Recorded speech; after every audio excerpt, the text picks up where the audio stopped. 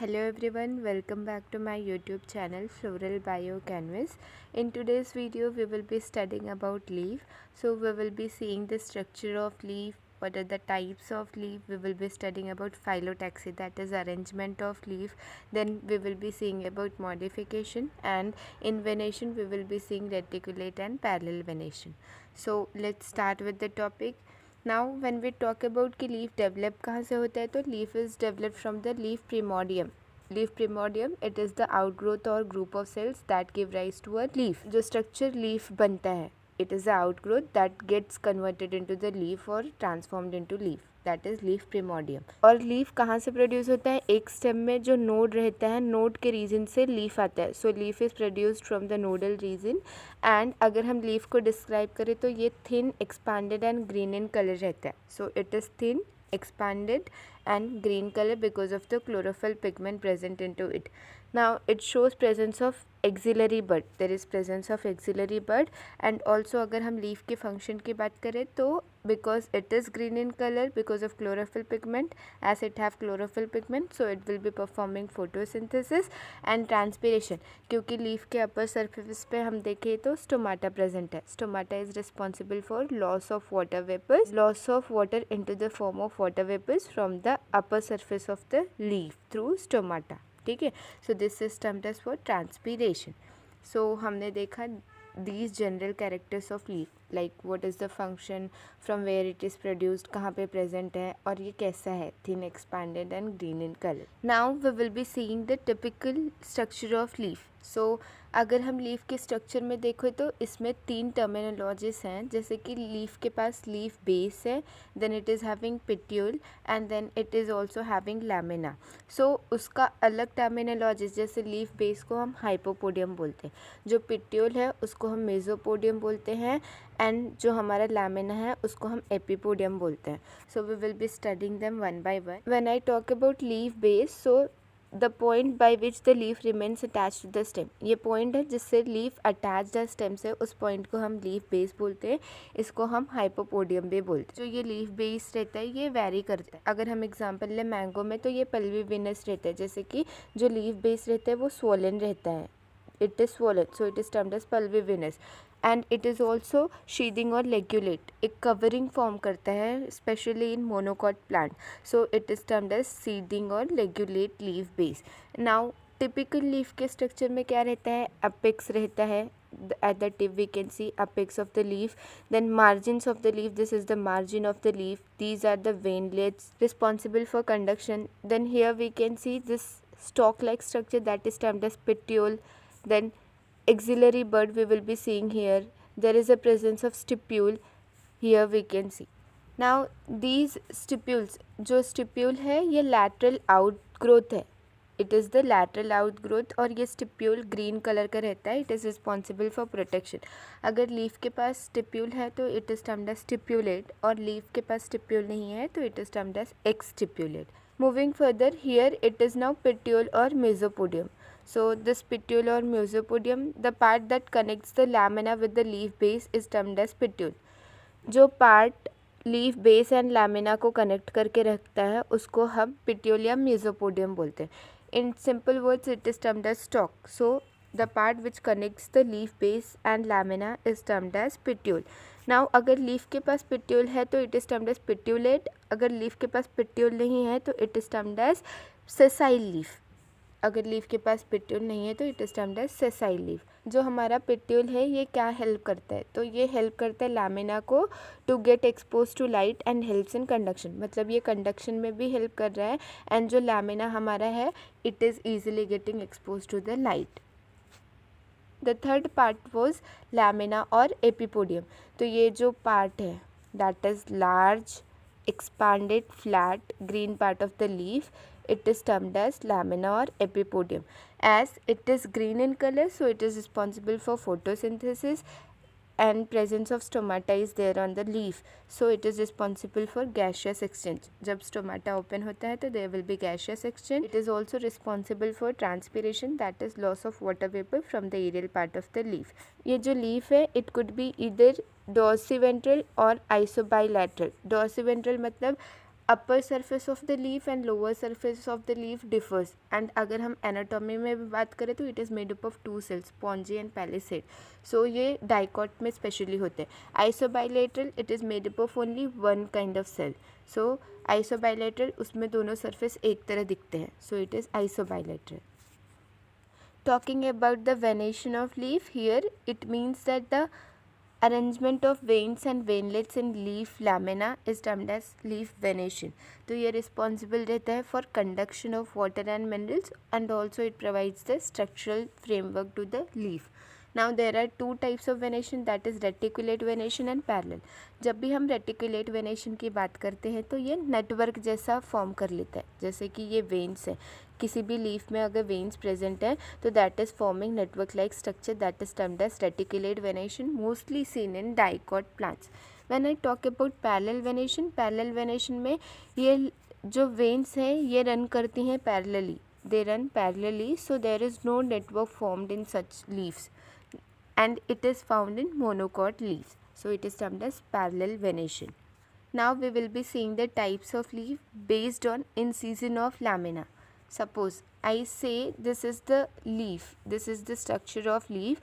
There are two types of leaf, simple leaf and compound leaf. So on the basis of incision or the cut we will be seeing the types of leaf. पहला है simple leaf. Simple leaf मतलब leaf with entire lamina. So अगर ये leaf with entire lamina है तो हम इसको बोलेंगे simple leaf, because there is no cut observer seen in this leaf.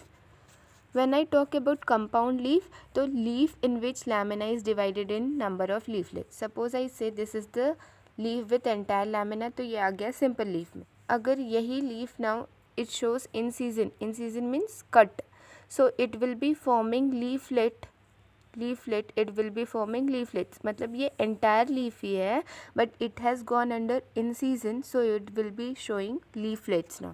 So that is coming under what? Compound leaf. Compound leaf का two types है, that is pinnately compound and palmately compound. palm मतलब जो हम बोलते हैं कि हाथ के जैसा, and pinnately, so here the leaflets are present on the common midrib, that axis is known as rachis. So here we will be seeing कि यहाँ पे जो सिंपल लीफ था वो incision, it has undergone incision, so it will be showing leaflet and it is present on common axis, that is termed as rachis. Here we will be seeing peripinnate means it is present in even number, the leaflets are present in even number. So here mid axis is known as the rachis and these are the leaflets. And imparipinnate means it is having odd number of leaflets, odd number. Then in this only we will be seeing bipinnate. Unipinnate मतलब एक बार incision गया, अगर it has undergone incision for once, then it is unipinnate. Bipinnately means the leaflets have gone under incision twice. So here we will be seeing that leaf जो है यहाँ पे incision हुआ तो there are two leaflets, but further these leaf shows incision, तो इसके भी leaflets रहेंगे. So it is bipinnate. Bipinnate में 3 टाइम incision हुआ है, मतलब पहले तो ये leaf में incision हुआ, फिर यहाँ पे bipinnate and tripinnate में कि ये leaf जो है इसमें भी incision होगा.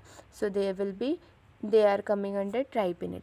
And decompound, there are many incisions taking place in this leaf. So it is common example is coriander. We can see the leaf structure of that plants. The type we studied is pinnately compound. The next type of compound leaf is palmately compound. मतलब ये palm जैसा दिख रहा है हमें. इसमें क्या हो रहा है कि leaflets are arranged at the tip of the petiole. मतलब जो petiole है उसके टिप पे ये leaflets arranged है.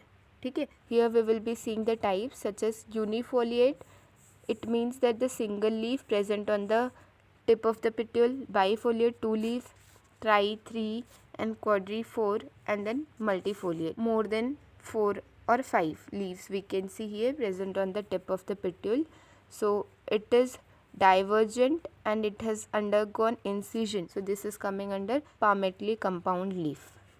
Now we will be studying about leaf modification. As we saw that the normal function of the leaf is to perform photosynthesis, it is performing transpiration and also gaseous exchange. But if it is performing some extra or special function, then it is termed as modification. तो पहला modification है leaf spines.